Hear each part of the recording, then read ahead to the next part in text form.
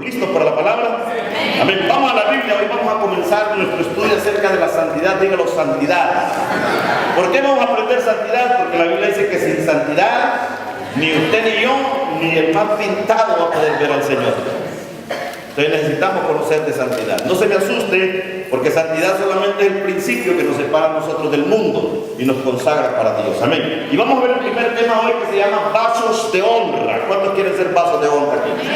Hoy voy a comenzar a enseñarle para que usted se prepare y sea un instrumento de bendición en las manos del Señor.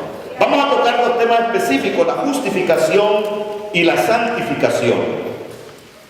Todo el propósito de Dios al salvarnos, al escogernos entre millares de millones de personas, es para cumplir un propósito en nuestra vida.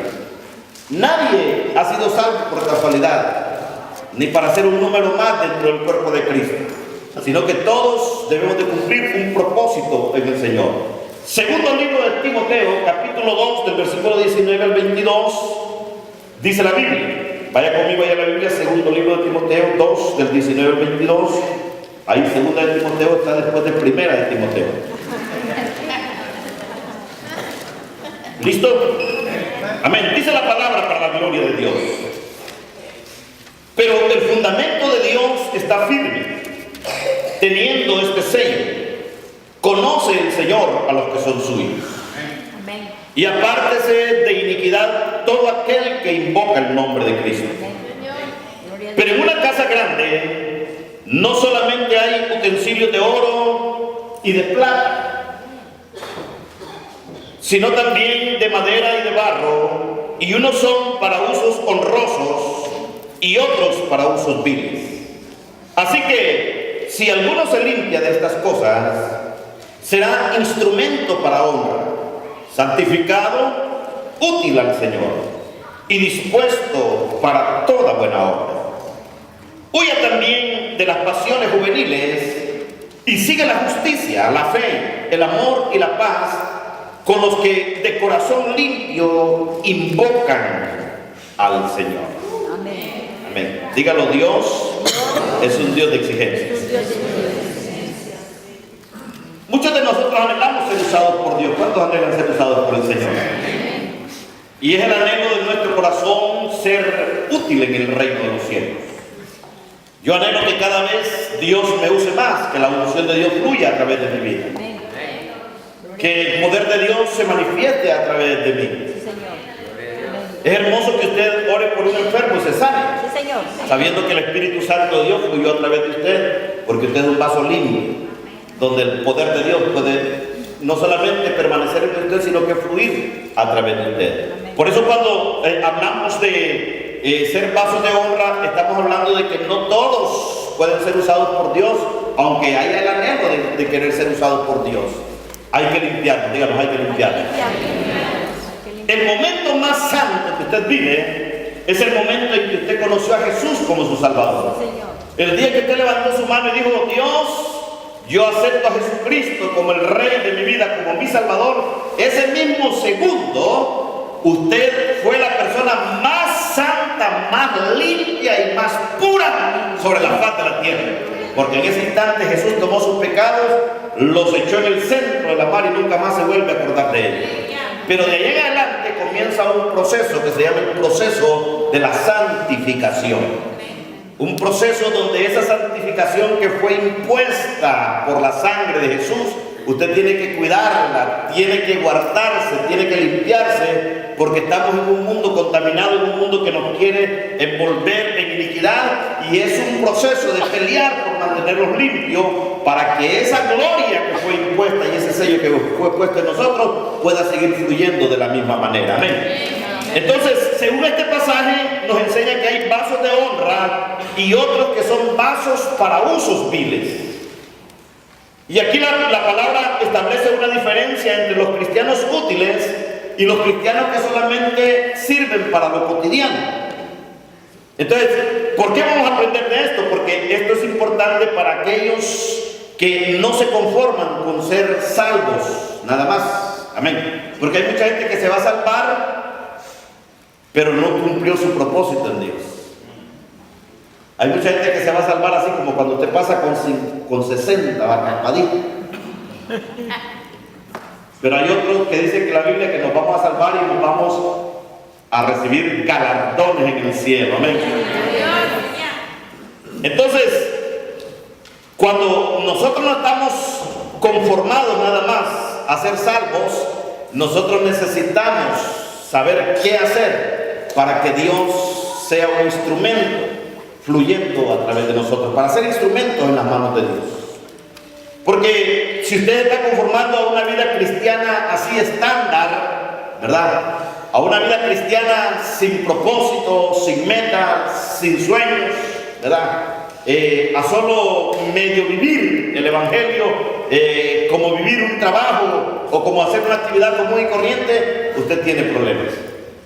Porque el Evangelio es novedad de vida, no solamente para usted, sino que también usted es un instrumento de bendición para promover y para dar novedad de vida a otros que están necesitando del Señor.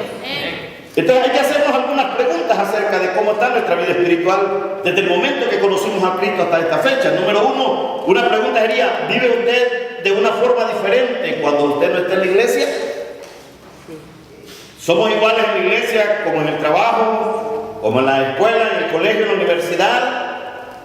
Porque aquí en la iglesia todos, yo hasta Oriola les veo a veces. Aquí no necesitamos nosotros ser muy santos, aquí está la presencia del Señor.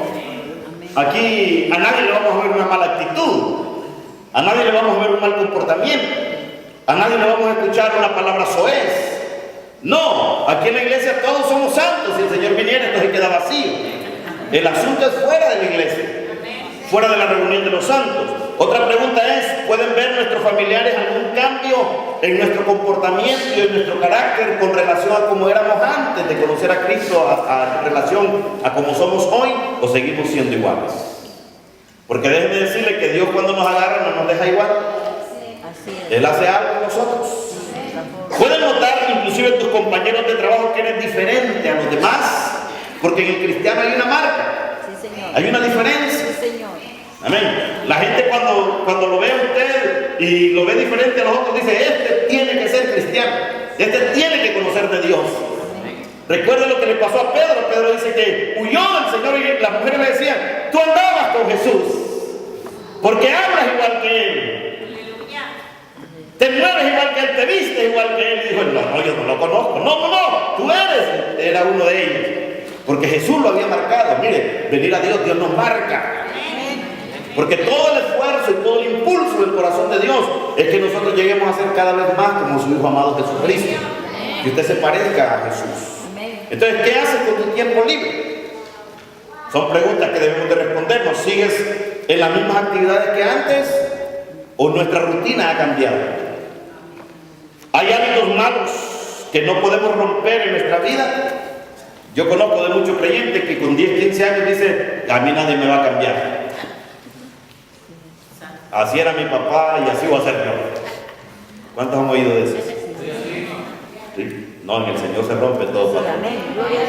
Se rompe todo comportamiento. Amén. Algunos otros siguen todavía con problemas emocionales, como la depresión, la ansiedad. Examinemos también cómo hablamos. Nos quejamos mucho, criticamos, mentimos aún. Hay patrones familiares de nuestros padres que no hemos podido cambiar en nuestra vida. Estando aún con Cristo, somos personas rencorosas o hemos aprendido a perdonar, no importando lo que nos hayan hecho. Amén, aleluya. Otra pregunta sería: ¿vivimos en pureza? ¿Estamos honrando a Dios con nuestro cuerpo?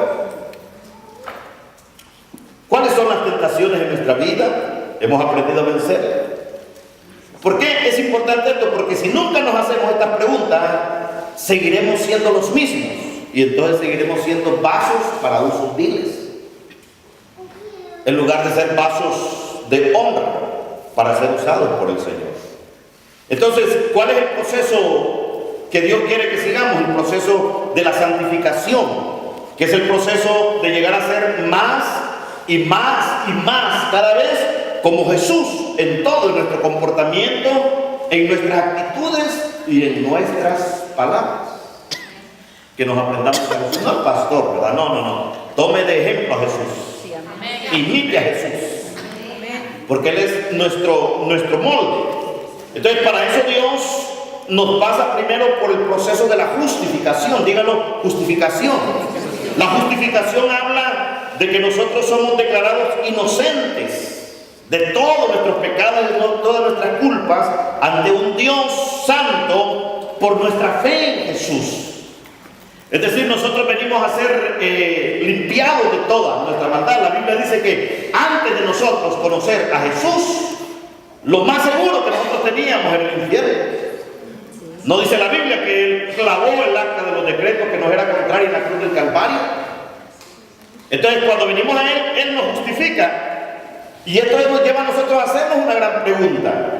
Una pregunta que es importante en nuestra vida. Si muriéramos hoy y llegáramos al cielo y el Señor nos preguntara, ¿por qué debo dejarte entrar en el cielo? ¿Qué le respondería usted? Esos silencios son salvajes. Sí, porque ¿qué le diríamos nosotros? El Señor le dice, bueno, ¿y por qué crees que te debo dejar entrar al cielo? Sencillo, hermano, porque se le dice, porque yo he creído en tu Hijo amado Jesucristo, porque Él me justificó, porque Él pagó el precio de mi pecado, de mi culpa. Entonces todos tenemos un problema, nos enfrentamos a un problema. La Biblia dice que todos somos pecadores. Amén. Romanos 3:23 dice, por cuanto todos pecaron, dice, y están destituidos de la gloria de Dios. Es algo que viene en nuestra naturaleza pecaminosa. Entonces no se trata de ser una buena persona. No se trata de decir, es que mire, yo soy bueno, yo no bailo, yo no fumo, yo no he matado a nadie. No, pero si no tiene a Cristo estamos perdidos. Entonces, la justificación habla de eso, del precio que Cristo pagó por nuestras culpas, por nuestros pecados, para hacernos presentar delante de Dios limpios, sin mancha, sin contaminación.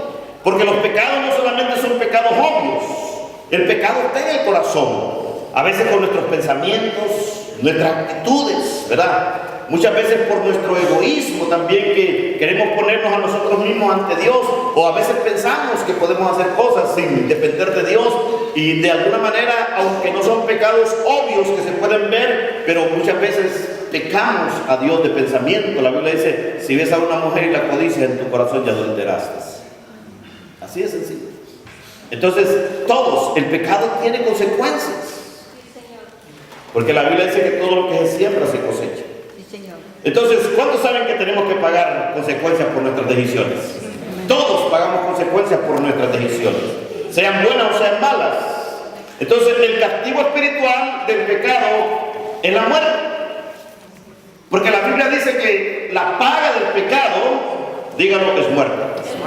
Y no es que se muere físicamente, no, sino que es una muerte espiritual, es separación de la comunión con Dios. Por eso cuando Dios hablaba al profeta le decía, vuestras iniquidades y vuestros pecados han hecho separación entre ustedes y Dios. ¿Por qué? Porque Dios no convive con el pecado, porque Él es santo. Y si no, remítase a la cruz.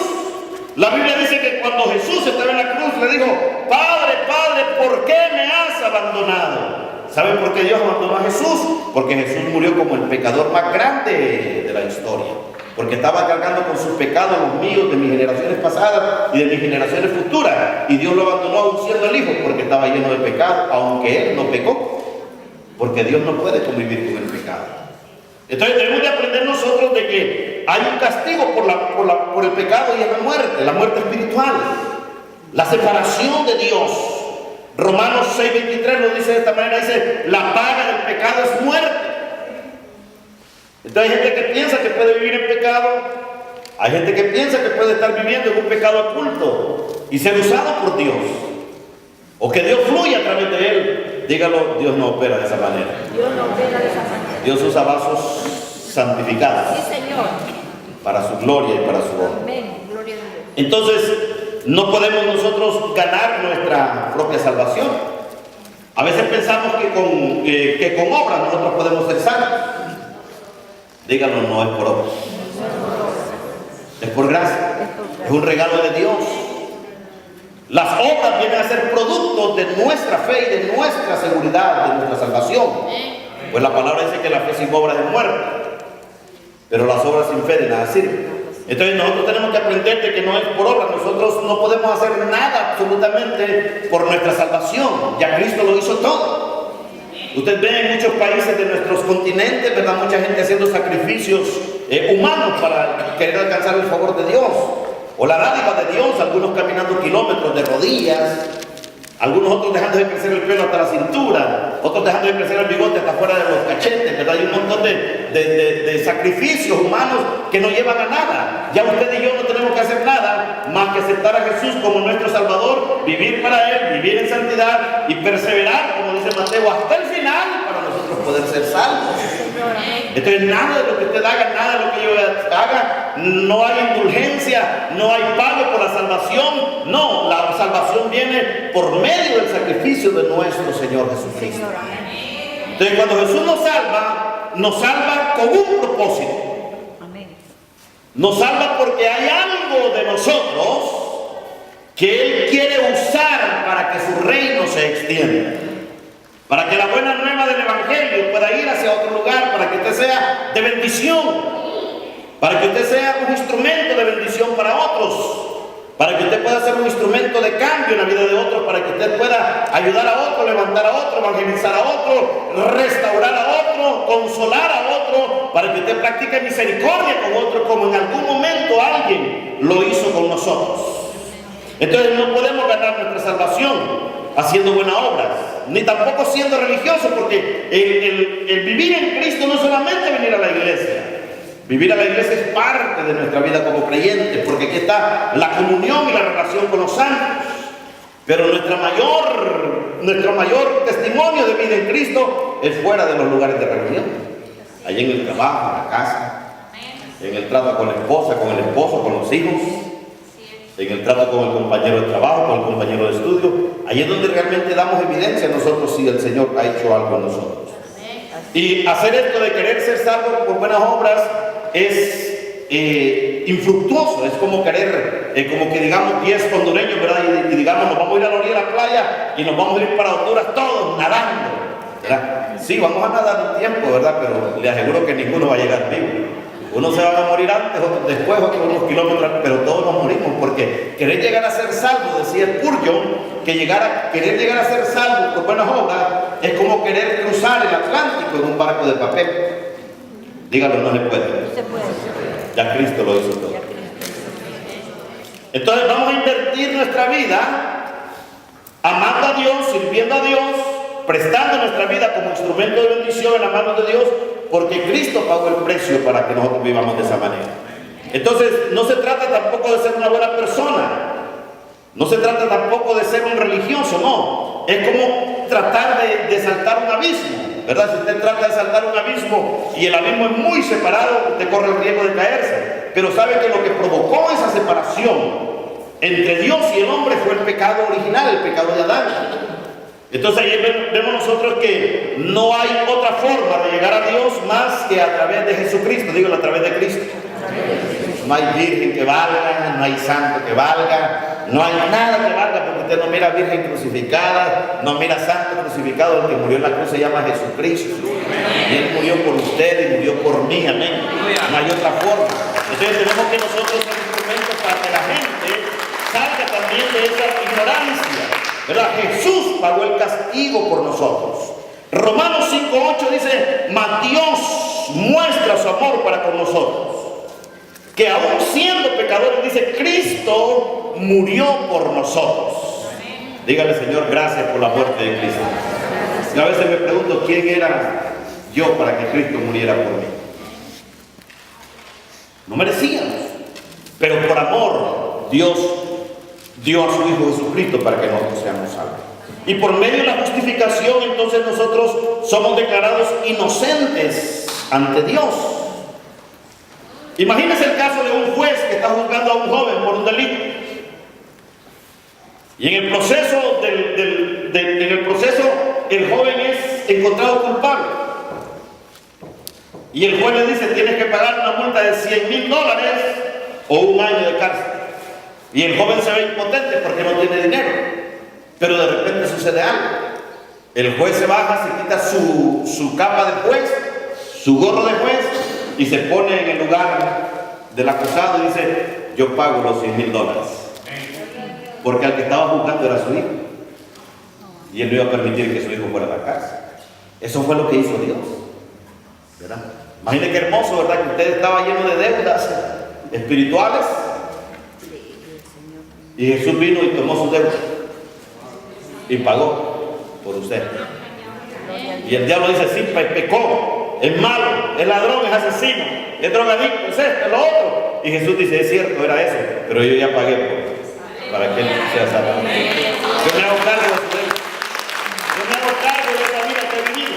Entonces es algo hermoso entender esto, que Dios agarró toda nuestra deuda y se hizo responsable de ella. Para que nosotros vivamos una vida diferente, porque no hay cosa más terrible, hermano, que llegar a Cristo y seguir viviendo igual. ¿Cómo hay gente perdiendo el tiempo en esta época? ¿Verdad? Viviendo con un Cristo poderoso, glorioso, libertador, un Cristo de gloria, y viviendo en desgracia, viviendo encadenados, presos, oprimidos, angustiados, amargados, endeudados, llenos de rencor, de amargura, de resentimientos. Sí, Señor. Cuando el Señor nos liberó de todo eso. Amén. Para que vivamos una novedad de vida, dígalo, novedad de vida, abundancia de vida. Amén. Mire qué lindo es esto. Dios, nuestro Dios es así. Él es un juez que es radical, pero amoroso a la vez. Amén. Es un juez intachable, pero es amoroso. ¿O acaso usted cuando su hijo falla deja de ser su hijo? ¿Verdad que no? Nuestros hijos fallan porque lo sigue teniendo en la casa, pagándole el celular, dándole de comer, llevándolo a pasear. Y le ha sacado cara verde, ¿verdad? Pero sigue siendo su hijo. Así es Dios. No nos desecha, no nos aparta, no nos hace a un lado. Entonces éramos culpables, hemos pecado, merecíamos la muerte, pero Dios dice, pero aún así yo te amo. Sí, Señor, amén. ¿Verdad? Aún así eres importante para mí. Yo voy a pagar por ti. No hay castigo para ti, yo pago por ti. ¿Cuánto dan gloria a Dios por eso? Mire que como Padre se rebajó quitando su manto de divinidad y se hizo ser humano. Tomó nuestro lugar de condena y pagó por nuestros pecados muriendo en una cruz. Porque Jesús, dígalo, es el único camino. Hay forma, ¿verdad? De que mire, usted puede llegar por esto, los 7 pasos para ser salvo. Las 45 fórmulas para alcanzar la gracia. No, por medio de Cristo. La Biblia dice, porque por medio de Él es la única forma en que podemos llegar nosotros al Padre. Juan 14:6, Jesús dijo, yo soy el camino, dígalo, el camino. Dijo, yo soy la verdad y también yo soy la vida. Dice, y nadie, dígalo, nadie viene al Padre sino por mí. No hay otra forma. Nos enseñaron pequeños diferentes formas o diferentes caminos de llegar al Padre, pero todos eran mentiras. Nos enseñaron que por medio de una liturgia religiosa, por medio de una mecánica evangélica, nosotros podíamos llegar al Señor, pero no es cierto. La única forma de llegar al Padre por medio del Hijo, ¿sabe por qué? Porque Él fue el que pagó el precio en la cruz del Calvario. Entonces recibimos la salvación por la fe y no por obras. Entonces Efesios 2, 8 y 9 dice la Biblia, porque por gracia sois salvos por medio de la fe. ¿Cuántos han creído en el Señor Jesucristo acá? Ustedes saben. ¿Lo creen ustedes? Ustedes saben. Y esto dice, no de vosotros, pues es un don de Dios, un regalo de Dios. Dice, no por obras, para que nadie se gloríe. Oiga bien, no por obras para que nadie se gloríe. Es decir, no lo merecíamos, no lo ganamos, lo recibimos de Dios. Es algo que usted no puede ganar, es algo que usted solo lo reconoce y lo recibe, como un regalo de Dios. Pastor, pero mire que yo he sido muy malo, he matado a 20, 30, he hecho esto, no importa. Si usted viene al Señor, el Señor lo recibe. No dice la Biblia que venimos en una condición peor que una llaga podrida y Él así nos recibe. Y nos ha cambiado. Usted y yo y el que está a la par suya detrás de usted y enfrente de usted somos testimonios de que hay poder en Dios para cambiar. Entonces no hay forma de que el enemigo nos pueda acusar. Entonces la santificación es el proceso de llegar a ser más y más como Jesús por la obra del Espíritu Santo de Dios en nuestra vida. ¿Verdad? Qué hermoso es saber usted que Jesús vivió todo lo que usted ha vivido y lo que le falta por vivir. Él fue niño, Él fue un adolescente, Él fue un adulto, Él vivió bajo autoridad de padres, trabajó, se sometió a la autoridad de sus padres. Jesús no apareció de la nada a los como el niño. Entonces la santificación es ese proceso de llegar a ser más y más como Jesús, permitiendo al Espíritu Santo de Dios hacer eso en nuestra vida. ¿Cómo ser más como Jesús? En mis pensamientos, ¿verdad? Ser más como Jesús en mis actividades diarias. Ser más como Jesús en mis actitudes, ¿verdad? Yo a veces le digo a la iglesia, si Jesús fuera esposo, ¿cómo trataría a su esposa? Si Jesús fuera esposa, ¿cómo trataría a su esposo? Si Jesús fuera padre, ¿cómo trataría a sus hijos? Si fuera hijo, ¿cómo trataría a sus padres? De eso se trata, ser como Jesús también en mis palabras, porque en el proceso de lo que vamos a estudiar vamos a conocer también que aún nuestro vocabulario el Señor lo cambia. Amén. Ser más como Jesús en mi trabajo, en mi hogar, en mis relaciones con los demás.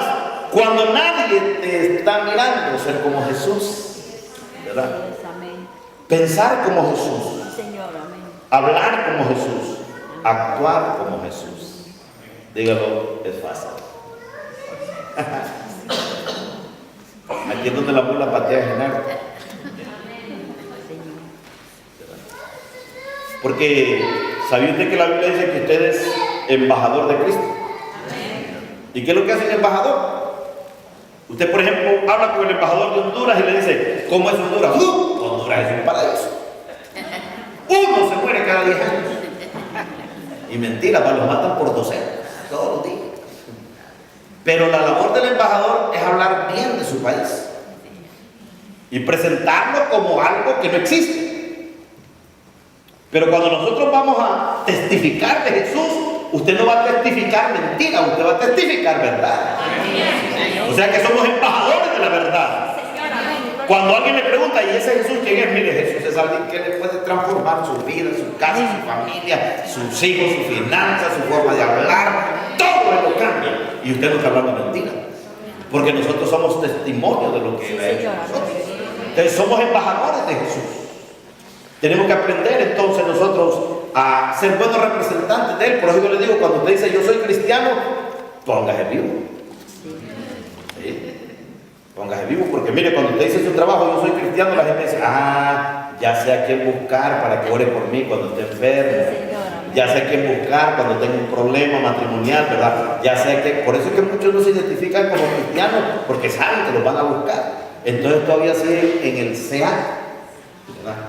En el cristiano anónimo. Pero cuando usted dice yo soy cristiano, prepárese, porque la gente va a tener puesta su mirada en usted. Mire, en la empresa puede fallar cualquiera, puede equivocarse cualquiera, pero si falla el cristiano, y es cristiano. ¿Cuántas artistas de la farándula caen en pecado, se divorcian, se casan, hacen esto, hacen lo otro? Nadie dice nada, ¿verdad? Un pastor falla y se lo come. ¿Cuántos dicen amén a eso? Y es pastor, dice, y predica la palabra, y eso era y se lo comen, y los demás. Pero como saben que es un embajador de Cristo, sabe que hay algo diferente, sabe que tiene que suceder algo diferente en su vida. Entonces la gente, aunque no nos determine, pero tiene puesta la mirada de nosotros. Por eso hay que caminar con los piecitos juntos. Porque la gente, cuando menos usted se resbale, le va a caer encima diciéndole, y no que eras cristiano. Sí, Señor. ¿De cuál Dios me estabas hablando? ¿Cuál era tu testimonio? Y entonces le va a decir, era puro wiri. Porque a la gente no le interesa lo que nosotros hablamos, sino que lo que nosotros hacemos. Amén. Entonces, el proceso de la santidad es un proceso de toda la vida, dígalo, toda la vida. No hay cursos, no hay seminarios, no hay universidades que le enseñen a ser santos, no, es un proceso toda la vida. Porque usted sale de su casa y lo primero que se encuentra es con tentación, Usted llega al trabajo y lo primero que encuentra es contentación. Usted va a cualquier lugar y lo primero que encuentra es pleito, contienda, disensión, pruebas, ¿verdad? Tribulación. Entonces es un proceso de toda la vida, amén, toda la vida. La santidad de ayer ya no le sirve para hoy, la de hoy no le sirve para mañana. Usted tiene que ser santo hoy, tiene que ser santo mañana y tiene que ser santo todos los días hasta que Cristo lo levante o hasta que Cristo venga por su iglesia. No es un evento, la santidad no es un evento, es un proceso de toda la vida, dígalo, de toda la vida, amén. Porque usted no sabe cuándo el Señor va a venir o lo va a levantar. Entonces tenemos que permanecer en ese proceso toda la vida. Entonces, ¿cuál es la diferencia entre justificación y santificación? Por ejemplo, usted ve el caso de Lucas 23, del 39 al 43, dice que Jesús está crucificado en la cruz y a los lados de él hay dos cruces también, con dos delincuentes. Y un delincuente le dice a Jesús: tú siendo el Hijo de Dios, ¿por qué no llamas a tu Padre para que te baje de esa cruz? Y el otro delincuente le dice: óyeme, nosotros sí hemos hecho méritos para estar en esta condición, pero él, ¿qué pecado ha cometido? Y le dice: acuérdate de mí cuando estés en el paraíso. ¿Y cuál fue la respuesta de Jesús? Le dijo: hoy mismo, dígalo, hoy mismo, estarás conmigo en el paraíso. Ahora, ese ladrón que Jesús le dijo: vas a estar conmigo en el paraíso, ¿era buena gente? No. Entonces nadie se salva por ser buena gente. No basta ser buena gente. Ese ladrón que Jesús le dijo: hoy mismo estarás conmigo en el paraíso, ¿pasó el proceso de la santificación? No, no lo merecía. No. Ya estaba por expirar. Pero por reconocer a Jesús como el Hijo de Dios, alcanzó salvación.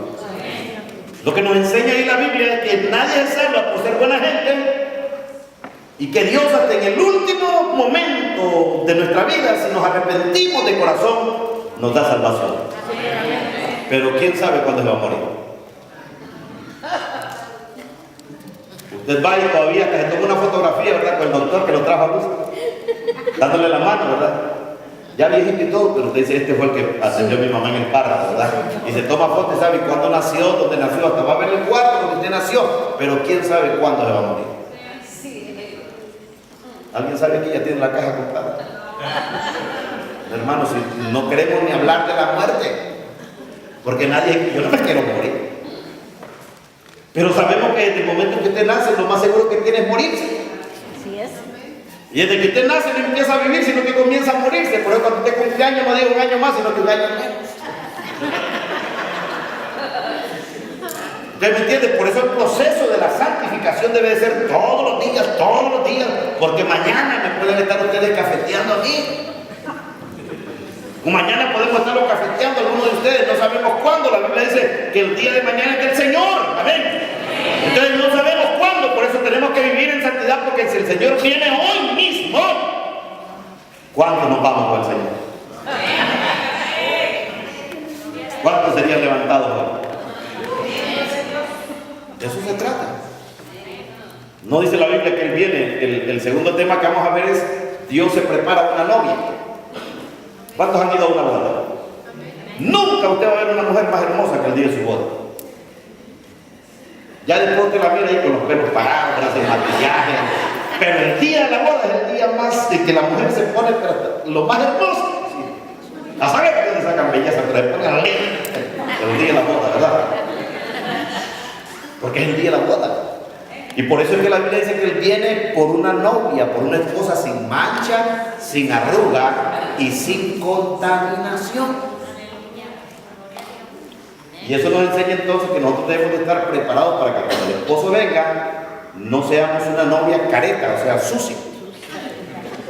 Porque si usted está sucio, se va a quedar soltero. No va a poder participar de las bodas del Cordero. ¿Cuántos entienden eso? Entonces puede ser que mañana sea nuestro día, o la otra semana, dentro de un mes no sabemos. Por eso hay que vivir en santidad todos los días, porque el día del Señor, dice la Biblia, ni los ángeles lo saben, sino solo mi Padre que está en los cielos. Amén. ¿Cuántos van a vivir en santidad? Ya no va a poder dormir usted hoy. Entonces, la justificación En la justificación Dios nos declara justos. En la justificación, pero en la santificación Dios nos hace más y más santos cada día. En la justificación somos salvos del castigo del pecado, pero en la santificación somos libres del poder del pecado. Mire que no hay cosa más linda ni cosa más hermosa de un creyente que vivir en santidad. Mire, el creyente que vive en santidad no tiene que andar mintiendo, no tiene que andarse escondiendo, no tiene que andar caretas en el baúl de su carro, ponerse la máscara del trabajo, la máscara de la iglesia, la máscara de la universidad. No, ese vive con la misma carita todo el tiempo. Mire, no hay cosa más hermosa que vivir en santidad. Usted no anda viendo si alguien lo espía, si alguien lo está grabando. Usted anda a la luz del día. Usted no tiene cola que le pise. Vivir en santidad es lo más hermoso, es lo más fácil. Sí, Señor, amén. Como dicen los mexicanos, es lo más chido. ¿Verdad que es lindo vivir en santidad? Es hermoso vivir en santidad. Amén. Es un momento, en la justificación es un momento que cambia nuestra eternidad, pero en la santidad es un proceso que cambia nuestro diario vivir. Sí, Señor, amén. Cada vez que usted decide santificarse, usted va cambiando su forma de vivir. ¿Sí? Porque a veces nosotros somos, no es que somos ignorantes de la palabra, porque yo creo que todos los que estamos sentados aquí, mínimo unos 1000 sermones hemos escuchado en nuestra vida como creyentes, mínimo. Y el que menos ha escuchado son 800. Pero hemos escuchado palabras por doquier. Nunca como antes, hoy se puede escuchar palabras con tantos medios trabajando, televisión, radio, iglesias cruzadas, ¿verdad? Tratados, ¿verdad? Que le regalan un CD, un cassette. Usted, bueno, hay formas de escuchar palabras que usted no tiene idea, ¿verdad? Y cada vez que usted decide, entonces, apartarse de algo que usted sabe que lo contamina, entonces su forma de vivir cambia. Sí, Señor, amén. Así es. Su actitud o su presencia delante de Dios cambia. Amén. ¿Cuántos dicen amén a eso? Entonces, la santificación es un proceso que cambia nuestro diario vivir. Sí, así es. Nuestro diario vivir, ¿verdad? Decía que muchas veces pecamos de ignorantes porque a veces le estamos diciendo, Señor, será tu voluntad, Señor, revélame, Padre. Que mire una nube en forma de elefante, o que mire una nube en forma de carta para saber si tengo que dejar a este hombre que no es mío, revélame. Dame una señal, Padre, por favor. ¿Será tu voluntad que deje esta mujer que no es mía? ¿O será tu voluntad que deje de hacer esto? Que deje de estar en pecado oculto, revélame. Preguntándole al Señor, pues, mire, si el Señor pudiera bajar, nos hiciera así. Mire. Sí.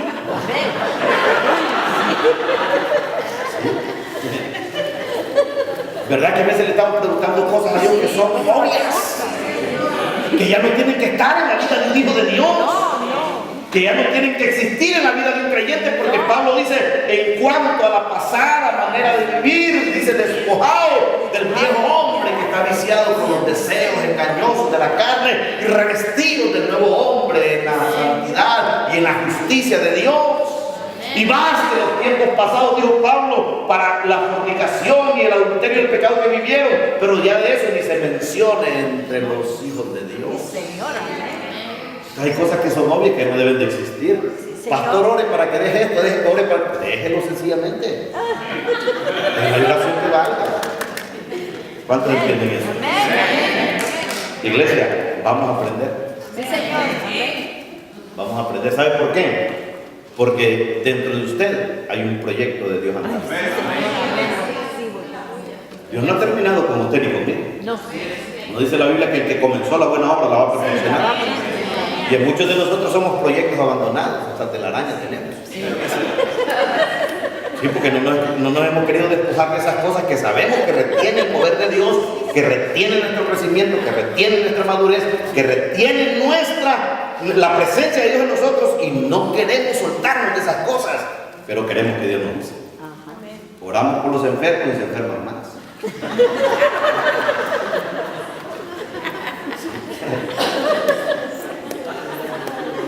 Ay, Dios mío. En la justificación Habla, Santo. Es la obra de Dios y no podemos hacer nada, solo recibirlo. Pero en la santificación es la obra de Dios, pero nos tenemos que fajar los pantalones. Ave, santo, santo, santo. ¿Verdad? Porque mire, usted no va a poder evitar ser tentado. Sí, Señor. La tentación llega. Sí, Señor. Así es. Y una de las cosas que usted tiene que aprender, que el diablo no lo va a tentar por donde usted es fuerte. El diablo lo tienta por su debilidad. En cambio, Dios se glorifica en su debilidad. Amén. Así es. Entonces nosotros tenemos que aprender de esto, hermano. Hay un enemigo que nos quiere hacer retroceder y nos quiere robar la bendición de Dios. Y es una lucha de todos los días, dígalo, de todos los días. Todos los días. Desde que se levanta, Dios tiene un plan preparado de bendición y de buenas cosas para usted, pero el diablo ya tiene un plan también para hacerlo perder esa bendición. Pero no puede. Y muchas veces nosotros hasta cooperamos con el diablo. No puede. Lindo, ¿verdad? En la justificación ocurre en un instante.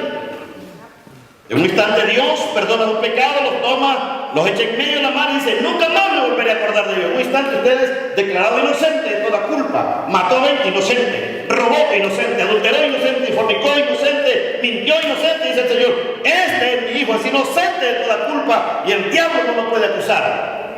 Amén. Pero la santificación dura toda la vida. Es decir, que usted no puede ser santo un día, una semana, porque el día que usted se olvide de la santidad y el Señor viene, de nada le sirvió. Me quedo. De nada le sirvieron 17 años en la iglesia. Es toda la vida, dígalo, toda la vida. Toda la vida. La justificación es lo mismo para todos. Sí, Señor. Pero la santificación es para el que se dispone. Y mire, el que se dispone a vivir en santidad, ¿cómo crece? Ay, sí, Señor. ¿Cómo madura?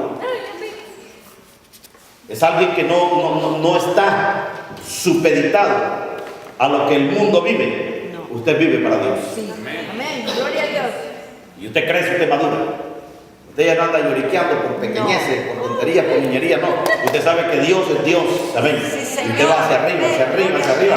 Y viene un problema, no va a madurar, no va a crecer. Y usted crece. Por eso Pedro, cuando habla a la iglesia, les dice, ustedes, muchos de ustedes les dicen, pudiendo ser ya maestros, todavía tienen necesidad de leche. ¿Cuántos de ustedes tienen más de 10 años de conocer al Señor? Sin vergüenza, como hemos dicho. Muchos de nosotros ya deberíamos de ser apóstoles. Sí. Pero ¿por qué sucede esto? Porque no nos hemos dispuesto a vivir en santidad. Entonces queremos andar probando de todo, ¿verdad? Cuando la Biblia dice un poquito de levadura, leuda toda la masa. Toda la masa. Dígalo un poquito. Un poquito. No necesitan mucho. Entonces, lo importante entonces es que si estamos viviendo en el proceso, muchos de nosotros deberíamos entender bien este proceso. Deberíamos nuevamente recibir a Cristo. ¿Sí? Muchos de nosotros deberíamos de reconciliarnos con el Señor. Volver nuevamente a convertirnos. Porque, amados hermanos, Romanos 10, 9 y 10 dice la Biblia que si confesamos nuestros pecados con nuestra boca y confesamos que Jesús es el Señor y creemos en nuestro corazón que Dios le levantó de los muertos, dice, vamos a ser salvos. Porque con el corazón se cree para justicia, pero con la boca se confiesa para salvación. Y muchos de nosotros nos quedamos solamente en esa oración. Yo por eso hablo muy abiertamente acerca de esa doctrina de salvos por siempre salvos. Acepte a Cristo y viva como quiera, que la salvación no se pierde. Y tiene razón, porque la salvación no se pierde, el que se pierde es el que renuncia a Él. Si no es vano, entonces no dijera Mateo que el que persevere hasta el fin se va a salvar. Sí, es cierto. Perseverar quiere decir permanecer en un estado sin cambiar para llegar a ser salvo. Así es. Entonces no se trata, ¿verdad? Y por eso usted dice, esta iglesia está mejor. Dice. ¿Qué pecados permiten acá? Bueno, permitir mujeres, está bueno, dice, ¿verdad? Allá está muy yuca la cosa, dice, no, allá no. Y así anda gente buscando, ¿verdad? ¿Y aquí qué se permite? No, aquí contando pases de 3 mujeres, y no hay problema.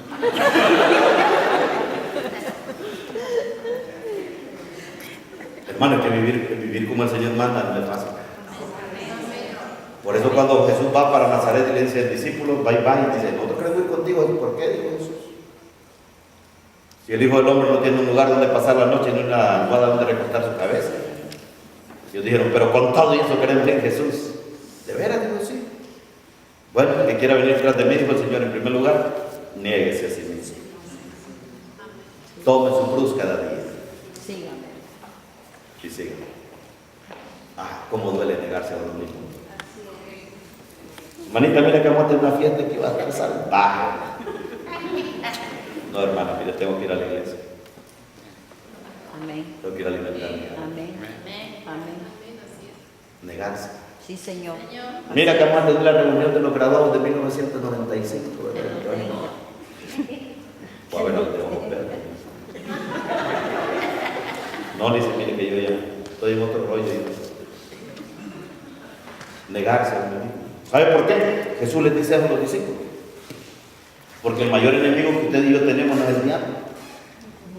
El diablo ya está vencido. Romanos dice que en un momento el Señor lo va a poner bajo la planta de nuestro pie. El mayor enemigo que usted tiene y yo tengo somos nosotros mismos. Y a veces queremos decir, diablo, mentiroso, ya vas a ver quién soy yo. No, vence al primero. Queremos ir a pelear y a vencer al diablo cuando no nos hemos vencido ni a nosotros mismos. Es cierto, Señor. Estamos con las mismas malas mañas de magaña. Sí, Señor. No, vence usted mismo, niéguese. Sí. Cánsese. Me gusta una alabanza de Milton Valle, un pastor salmista también de Honduras, que él dice, estoy cansado de vivir a mi manera, fingiendo ser feliz. Hay que cansarnos ya de vivir así. Porque en el Señor hay, díganlo, novedad de vida. Novedad de vida. Entonces es una invitación personal. Si quieres aceptar a Cristo hoy, pero pastor, yo lo sé desde 20 años, pero has vivido como Dios manda.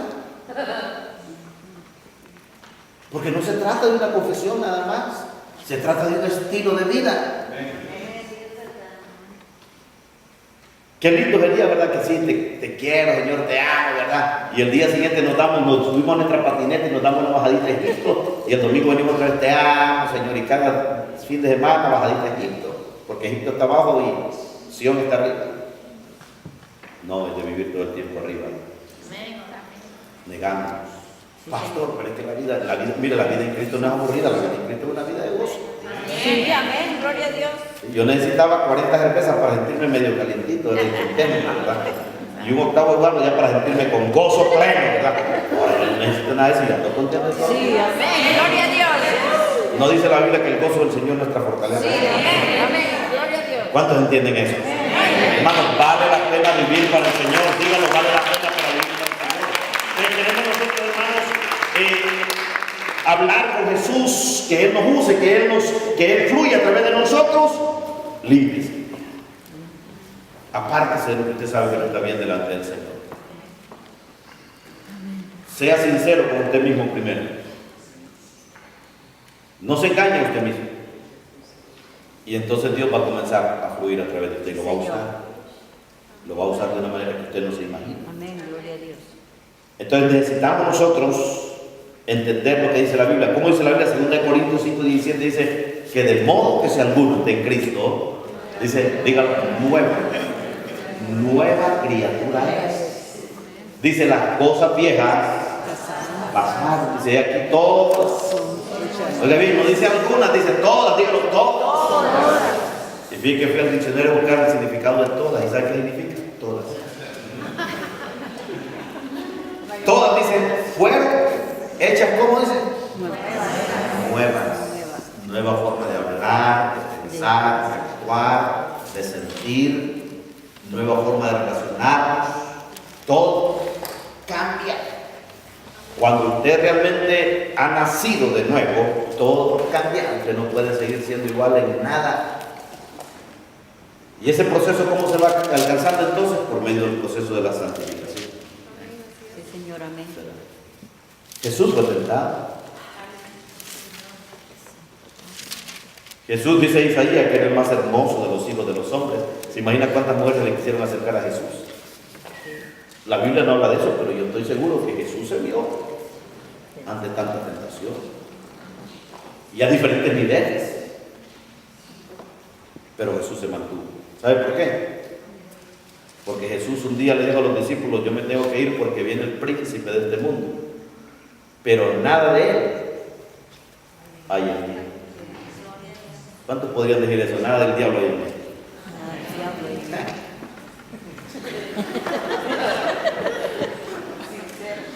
Jesús dijo: viene, pero nada de él hay en mí. ¿Qué usted puede decir? El diablo me ha los mandado. Porque nada del diablo hay en usted. De cómo el diablo trabaja en usted y trabaja en mí, en lo que usted tiene de él. ¿Sí? Un día le voy a predicar un mensaje que se llama ¿cómo está tu casa? Porque mire, el enemigo no puede hacer más de lo que usted le dé derecho legal. Así es.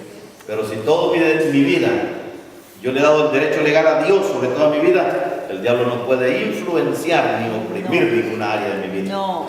Porque yo estoy viviendo para el Señor. Sí, señora. Entonces la pregunta más importante en la vida es esta: si fueras a morir hoy, el Señor te preguntara, dime los motivos por los cuales yo te tengo que dejar entrar al cielo, ¿qué le dirías? Señor, es que yo conocí al pastor Manuel. Señor, porque conocí a Jesús como mi Salvador y he vivido hasta este instante que estoy frente a tu rostro como tu palabra mandaba. Y entonces el Señor le va a decir: bienvenido siervo y fiel, sobre poco fuiste fiel, sobre mucho te pondré, entre en el gozo del Señor. Entonces nuestro objetivo es ser vasos de honra en las manos de Dios, vasos útiles, vasos donde podamos contener la gloria de Dios, la unción de Dios, que usted pueda ser cada vez y cada vez y cada vez más un instrumento de bendición para otros. Donde la gente pueda llegar y no lo encuentre a usted como una nube sin agua, sino que pueda encontrar una palabra de Dios ungida en sus labios. Que la gente pueda llegar a su vida y pueda decir: qué rico es hablar con este hermano, con esta hermana, ¿verdad? Se cansa uno de hablar, pero es que es tan hermoso, ¿verdad? Porque hay gente que le huye a otra gente. No lo quiere conocer. Pero cuando usted está lleno de Dios, cuando la presencia de Dios está en usted, hermano, eso es poderoso. Sí, señor, amén. Usted deja descansar al pastor. Hay un endemoniado y dice: yo lo vi primero. Hay un enfermo, déjeme a mí. Damos de lo que Dios nos ha dado. Entonces, ¿cuántos quieren ser vasos de honra aquí? Es fácil, hermano. Es fácil. Metámonos al proceso de la santificación. Hay cosas, yo le digo siempre a la gente: nadie te conoce mejor que Dios que como tú mismo. Tú sabes de qué pie cojeas. Tú sabes cuáles son tus áreas débiles, cuáles son tus fortalezas. Y nadie mejor que tú te conoce mejor que Dios. Entonces comienza ya a ser cada vez más como Jesús. Pastor, pero es que lo que me han hecho, lo que me han dicho, lo que me ha pasado, ninguno de ustedes, si yo lo llamo aquí, le quito su camisa. Usted no tiene los latigazos que Jesús recibió. Y a ninguno de ustedes les miro tampoco cicatrices en la frente por las coronas de espina. Sí, señor. Y le revisamos su costado, usted no tiene la cicatriz de una lanza que pasamos su costado. Nosotros no hemos sufrido nada. A veces por pequeñez andamos llorando ahí queriéndonos ahorcar. Usted no ha sufrido nada. Jesús padeció. Yo creo que ni todos juntos, ni todo el condado de Los Ángeles juntos podríamos acumular todo el sufrimiento que padeció Cristo. Pero usted no ha padecido nada. Cristo padeció todo para que usted viva de forma diferente. Pero Él no murió para que usted viva padeciendo. Sí, señor. Él no murió para que usted sea un esclavo, un esclavo. No. Él murió para que usted viva en libertad. Amén. Amén. Ya en la alabanza ahí, vamos a ponernos de pie, vamos a orar y vamos a pedir.